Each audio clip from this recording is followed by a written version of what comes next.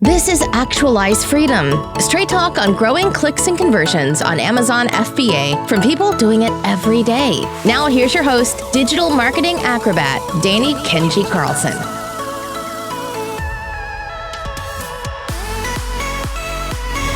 Today's episode of the Actualize Freedom podcast is sponsored by the new e-commerce podcast, The E-commerce Leader, giving big thinking for small business. It's designed for e-commerce leaders eager to grow and protect their business. It's co-hosted by Jason Miles, Shopify store owner and educator, and Michael Veazey, an Amazon specialist. Just search for The E-commerce Leader in your favorite podcast app and subscribe today. What's up, guys? This is Danny Carlson with the Actualize Freedom podcast, and we have someone on the opposite side of the world. I am 6 a.m. and he is 6 p.m. over there. And we're connecting through the center of the world, or more accurately, on satellites all the way around the perimeter of the world to connect this call for you guys today. So thank you to technology. And he's someone who has been through his own successful e-commerce business, and now he is on the software side. And he's got a lot of really in-depth experience. And it's really cool to see the company that is built to this level, I think, in part due to his success in the e-commerce industry in the first place. So I'd like to welcome to the podcast from the outside of the world, Yoni Mazor. How's it going, man? Good. Thanks for having me. Pleasure to be here. And thank God for technology, man.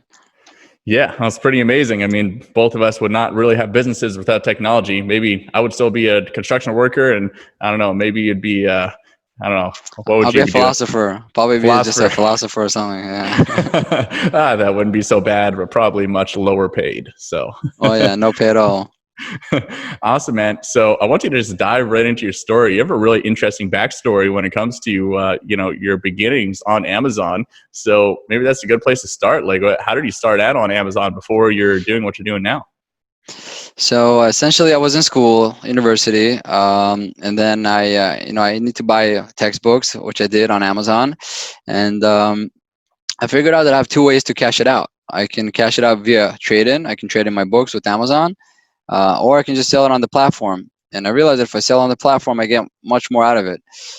So that was like my first dabble into the actual platform, the layout, how everything works. So essentially, much like the Amazon story, my story on Amazon also started with books, but the background for all that was I was actually always selling stuff online, especially on eBay, basically.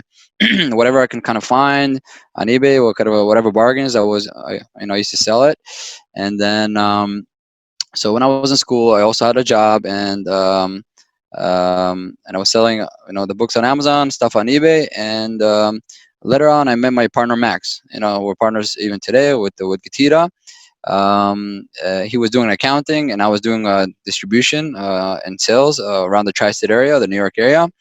And then we kind of were able to establish connection with suppliers of all these types of products, and we fed it to eBay mostly. But then this was like 10 years ago, like around 2010, 2011. So Amazon was kind of up and coming. So we figured out, let's just source products for Amazon and put it out in the platform. And the moment we did, it was like full of rocket fuel. Just the more we put into the platform, we're just selling and selling and selling. And really, really quickly, it turned from 0 to 20 million a year. And the scale and volume that we were dealing with was so phenomenal that we had to essentially be able to audit all the transactions, because we're heavily reliant on FBA, on the Fulfillment by Amazon module, right? Because we used to ship our products into Amazon's fulfillment centers. And I remember even from day one, we had to audit. Let me take it back. Even from the first shipment to FBA, I remember how concerned we were by shipping this inventory to Amazon, because back in 2012, I believe it was, the mindset was like, or 2013, our mindset was like, who is this Amazon body? Who are they? What are they going to do with their products? What if they lose something, right? So I remember calling them before we ship it in. If we lose it, what's going to happen? Then it's like, oh, open our policy, our reimbursement policy. We have all that. So we read it, to the brim, to every element. And we said, okay, they have a reimbursement policy. If anything happens to it, they'll take care of us. It's our investment, it's our money, it's a lot of our savings. We ship the products in. Lo and behold, even the first shipment had its issues. They received less than what we shipped. And also the first shipment, we relied on Amazon to label the products with F and SKU labels, right? With how they need like their own barcode, and they got it all wrong. So it was kind of a little bit of a rough start in the FBA program. So we had to we opened all these cases and we reconciled it. We got all these reimbursements from them. That was like the first, like the seeds of what we have today, and the GETIDA story. But essentially all the auto products that we had that didn't have an issue sold like fire. So the machinery kept going. We kept selling and shipping more stuff to FBA and selling it. But nevertheless, we always kept the auditing going. And as we're scaling more transactions, we had to essentially build technology that can work with that kind of scale, which we did. And then we had to kind of create a team, a dedicated team to be able to handle such a load, which we did. And then at some point, our business kind of grouped into a larger group that, all together combined, we did over $100 million a year on Amazon. So we're auditing, the transaction of all the network, of all the group. So we need to even refine and scale up the technology even more, the algorithms, the data processing, and also the team itself. Because when we open cases with Amazon, it's not robotics, it's not machines, it's not a software. That's actual people sitting there and handling the back and forth with all the cases, all the reconciliation, and we're able to establish a team. And at some point, we're able to establish team members that were former Amazon employees who used to work for Amazon in those departments, in the FBA reimbursement department. So we kind of, even today more than ever, we know what we're looking for, how to look for the issues, how to present the case. And if Amazon kind of doesn't understand what's going on and they reject the case, we're able to, because the intimacy that we have with the data, right? We're able to reopen the case, bring out information again in a different kind of light, so Amazon understands it a bit better. And then they say, what? We see what's going on. We apologize. Here's the reimbursement, and we effectively are able to create convert a rejected case into a paid case. So on this account, I have a quick question about which business model was this? Was this private label or wholesaling or mixture, or what was going on? Right. So that's a great question. So initially it started with reselling. Whatever brands we could get our hands on, we used to sell it, and effectively we became like a small Macy's on Amazon. We were selling in all categories: shoes, sunglasses, jewelry, watches, everything. It was cosmetics, but after a very few short years, we already developed 5 private label products and brands. So we had also the private label scene.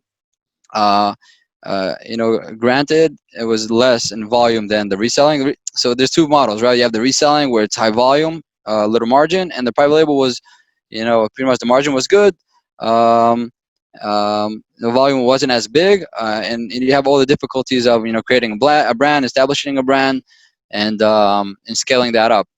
But what happened was effectively, the retail was kind of peaked at a certain level, and being able to sell on such a level, and the ability to create that, it's something that I feel right now with this position that nobody can take it away from me, right? So therefore, if I ever need to go back to that, right, I can do it. Same way, I guess, for your story, you shared with me that your story was, being a carpenter, right? I guess, if things go ballistic, you can always go back, back to that, right? There's something to lay down upon. So in my mindset, I said, I can always go back to retailing because, so to speak, I mastered the game. I feel very comfortable in it. I excelled in it. I pretty much went through so many stations of from 0 to 100 grand, 100 grand to 1 million, 1 million to 10 million, 10 million to 20 million, 20 million to up to 100 million, in a group level. So all these stations that I passed through, I experienced them, and I'm very familiar being in those positions. So that gives me the confidence to do what I'm doing now, because at some point we had to make a decision. We keep the retail, or basically keep both. That we can either keep retail and keep the softer business together and try to make them both grow at the same time. Or I kind of felt, and also my partner Max, that if we cash out the retail game, which we know that we can always go back to, and focus on this, how far can we take it? How far can it grow? That's kind of the gamble that we did, and the gamble was good because it's been the growth has been phenomenal for the past 2-3 years. GETIDA has been established about 5 years ago, around 2015. And the reason, beyond the fact that we were able to grow and business was good, is it had so much soul into it. because essentially behind the scene we're helping so many sellers with reimbursements, with financial recovery, which is one element. Beyond that, what we deal a lot with is just consulting. We consult a lot to our community, to our clients, and help them with all their challenges, because we've been there in their position. So whatever we can help them with, we do, and that creates a lot of satisfaction internally, for us, for them, and the whole experience. And if we cannot solve the problems for them together, or the challenges, what we do is we try to reach out to our partners. We have all these connections from the industry we're able to establish. We reach out to them. If you have a legal issue, you go there. If you have a suspension issue, you go over there. And if you need optimization, this is your address. And that's pretty awesome experience, because I remember back in the day, being on the selling side, it's very competitive and you have very little friends. But now pivoting to the other side of supporting this community, you're everybody's friend. You're friend of the sellers, and you're friend of the service providers. You're everybody's friend. So the mind shift and the pivot was, I'm still experiencing it now. It's hard to land, and there's almost like a withdrawal effect. Like an addict from the retail game. Because once you explode, you see the numbers coming to the Amazon Seller Central dashboard. It fuels you, with a lot of energy. So I do miss that, but nevertheless, I have so much confidence in my heart that if I put my mind into it, if I ever had to go back, I'll do it, and I'll come back, to be. But at this point, we're just happy what we have. We're very grateful what we have, and we enjoy the ride. Yeah, and I love what you're saying too about helping out other people in your industry and just helping out your clients and your customers in any way that you can, even if it's pushing it over to other companies. And that's one thing that I think listeners should really take home, whether you're selling in e-commerce or if you have some kind of agency. It doesn't matter what kind of business you have, just really thinking of that customer journey and protecting that customer journey at every single step of the way. So, maybe there's a point in your customer journey where you should be recommending them like a different company's product because it just goes so well with your product. And you should absolutely be doing that if that's the best thing for the customer, right? And I think a lot of people in e-commerce, they just look at it as a transactional thing. That like, okay, here's my product. Thank you very much. Thanks for your money. And that can work. You can scale a company to a certain point at that. But the people who I've talked to who have grown really massive companies, like $100 million brands, $1 billion brands, have just become so obsessed with every piece of that customer journey. Like you get on the email list of like Vital Proteins, for example. And I know the marketer who is behind that email list there. And he's like, just the level of obsession they have taken over the customer journey and making sure that like every last little problem that they could have along the journey of using a product is solved and guided and taken care of. Like you just can't play on that same level unless you've done the same thing. I totally connect to that. It's a good point. Essentially, what drives me now is the passion to help. We have our core competency with reimbursements and auditing, but the passion to help beyond whatever we can do beyond, it comes from that place of being a seller and experiencing all that pain. The pain is real. Suspensions were almost every quarter or once or twice a year we had a suspension event, because as a group we had multiple accounts, a lot of accounts, and every now and then all these accounts they get like a stick in their wheels. And you have to deal with that. Luckily, I'm telling you right now, every single suspension, we're able to reinstate. We're able to get it back on track, because the core values were, if you do something, you do it right. You only sell authentic. You never step on anybody's toes. If you by accident did step on anybody's toes, you apologize. You say, it's not going to happen again, because it will not happen again. And I didn't realize, because we used to have tens of thousands of SKUs, where like the magnitude was pretty powerful. So you're bound to hit some sort of border or limit at some point in time. And once you do, you got to be ready for that. And as long as you're honest and the other side can see you're honest, everything resolved. You had a discussion where you said you had copyright infringement of some kind, right? You're never able to get that retraction. We experienced those things, and we eventually were able to get those retractions. Even though when first we reached out to them, nobody answered, nobody cared. It seemed like a dead end. We were relentless. We said, no, this is not going to happen. Nobody's going to come and say we did something wrong to them. We're going to try to communicate, and they're not going to play the dance. They're just going to ignore us. That doesn't work, because we're not a fly-by-night type of business. We have staff, employees, infrastructure, people's income is on the line.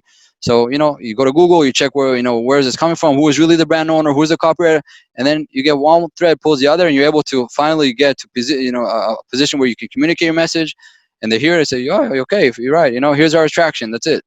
And I want to put a little message out there. I'm not a suspensions excellent. I'm not a suspensions specialist or anything like that. But I'm talking from my own experiences. If you have conviction in your justice and you know that you're right, and you got attacked maliciously by some sort of a copyright, whatever it is, and let's say somebody, a company, a brand, even a brand owner comes and says you're selling fakes. It's my product and it's fakes, and this is absolutely not true, and they have nothing to back it up. Don't back down. Reach out and do what you think to clear your name. And if that doesn't work, just you can take him to court. Because the law says if you interfere with somebody's business without evidence or proof, that's pretty much a large offense, and the law can strike you down. And they're gonna pay heavy penalties, and you can do it, and it's not too expensive. You do it because essentially the case will be like, imagine in court. Okay, you said they're selling your product fakes. What's your proof? I don't have proof. Okay, here's the judgment. There's nothing it's a no-brainer, because it was like almost like slander. You say something about a person, it's absolutely not true, and because of that, you damage your reputation. That's it. The case is, it's pretty straightforward. So sellers out there, they have to have the conviction and the fact that whatever they're trying to do it honestly and the right way. If they step on anybody's toes, be prepared to apologize and correct it and make it right again. And that was key for our success, because this way we're always able to get reinstated, go back on track, lick the wounds. There's always wounds. It's always painful. It's always traumatic. Go back on track and continue going. So this kind of experience and mindset, that's what we carry on with us right now. So whenever we hear the pains and pitfalls of the sellers, in a way, it drives us nuts, because we're like, we got to help these guys. Whatever it is, we got to help them. It doesn't really make us any money, but one way or another, help them, but we're just offering solutions or directing them. Just comes from passion, from I guess, the experience of the game. Really, and it comes back in ways that you can't measure as well. People will remember people that helped them, and that's what I really like about what you said. Is like looking at from a very human perspective. You're not saying like, okay, so they did this, so that means that I can sue them here and I can do this and blah blah blah. Like you can take them to court if it really comes down to that, but you're first looking at things from a human perspective. Like, okay, we're going to clear our name with this company. Like who is actually the person behind it? Like make sure that they don't feel like we're trying to like do anything malicious to them or anything like that, because at the end of the day, it's humans who are behind these businesses that are operating this. And like, we can forget that sometimes, because us as business owners, we're interacting with our competitors on a, not human level. They're just like, there's some company in our brain that like, they're this evil entity that is just bent on like, no, you're right. You're absolutely right. It's all people. You got to remember that. And I guess this generation is all about thinking it's us against the machines. Even Amazon, a lot of people figure it's just a machine. Even self-performance is just a machine. But you know what? The bottom and the heart of it, it's not. It's people. So when you have somebody from self-performance reviewing your plan of action or your case, he's a human. He's trying to figure it out. What are you saying, right? If what you're saying makes sense and you look legit, you get reinstated. But the way it's all constructed makes us feel like it's a machine, but it's still, machines are big today, but it's all made by humans, and they're being run by humans for human purposes. So it's important to remember that. That's a good point. Absolutely. Yeah. And it's so easy to forget that too. So at this point in the journey, did you exit the company to focus on the software, or what happened with the e-commerce?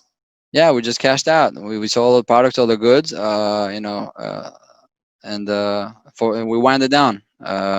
We have the infrastructure. If we ever need to go back, we have it. We have the accounts. We have whatever we need.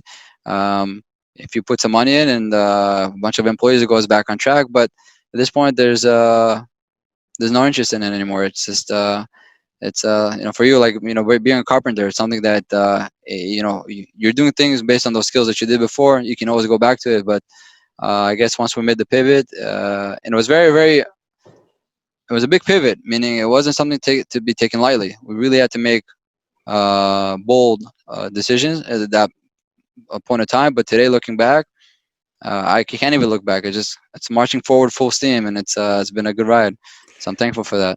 Yeah, well, and how did you have the wherewithal too to not be focusing on two things at once? Because that's the biggest downfall of most entrepreneurs. Even a lot of very successful entrepreneurs I know, that they will just say that like that's their one hardest thing that they can't always do. They're always springing up side projects. They're always springing up at least a second business. So like, how did you have the awareness to know that that's not what you wanted to do, that you needed to cash out It of was one more to start like the other. it was a leap of faith, but there was some sort of, what we're doing right now is like a center of gravity just pull us in. It just pulled us in such a way where, same way I got into the e-commerce game anyways. It was so powerful. It's like more powerful than me. It sucked me in. I was doing, distribution and sales for a supplement company. I guess the old world business, right? And e-commerce just drew me in. It was so powerful. There was so much magic in it. It just drew me in.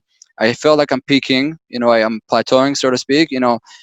I guess when you come to a position you're operating at such a level of 100 million, okay, to get to 200 million, $1 billion. Some companies, that's pretty much that's something that's available for them maybe. But for me, something else grew from that position, and it just sucked me in such a powerful way, and such a pleasurable way. Also, there's an element of pleasure. So it was a leap of faith. We took it, and it's been successful because today I'm 35, right? I'm not a grandpa or anything, but I feel like looking back, I matured. I matured from the ability to make the pivot. I chose to make a pivot to take a leap of faith, and it was successful. And now I know I'm mature enough to know that once I put my mind and effort into something, it grows. Not just me, of course, me and my partner, my whole team, and the whole organization. It's a mindset. It's a focus level. It just works. Things start. There's the start is always cranky, and there's a lot of patches to and all that stuff. Even today, we hit a certain level of success, and things are awesome. But you always see how you can get further, higher. You know where your leaks and holes and whatever it is, and you patch them up. You solidify. You go to the next step. Solidify the next step. It's just a process that I am experiencing, not just since my entry into e-commerce and online retail. It also comes from a little bit from my past, from my history. I guess full disclosure, I didn't get a chance to start the story from there, but I was born and raised in Israel, right? When I grew up, in the years that I grew up, it was full of conflict and war. The Middle East is not such a place where things are always peaceful. There's always like challenges and turmoil and but nevertheless, the country I came from, we're able to create a very vibrant and successful society, economically, culturally, and throughout all this turmoil.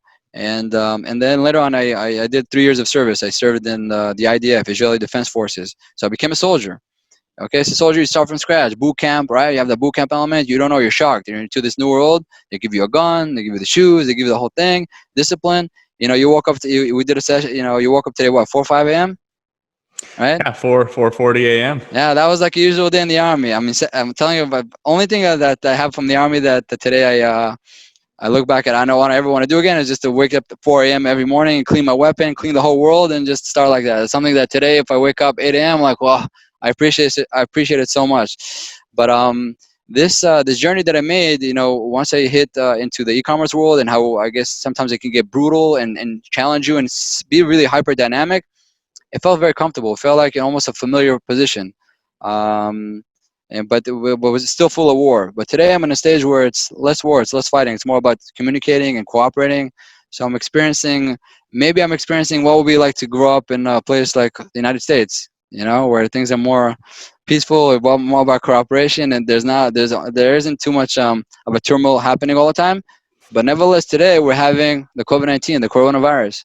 It's rocking not just the United States, it's rocking the world. Maybe not where you are. You're in a very, very unique gem to be in a place in the world, which is Bali in Indonesia, right? I got it right? In Indonesia, yeah, Bali is it's such an anomaly. We had 2 deaths like right at the start of the outbreak that literally were just tourists that had flown in and then died here, and then nothing else ever since. And that was like 2 months ago. So it's the anomaly of the world. Yeah, you a special breed. But yeah, even today, under turmoil, I realized the importance of working together, helping others, supporting in every way possible, just being contagious in the spirit of help and support. In the spirit of help and support instead of in the spirit of Corona. That's the kind of contagious you're looking for.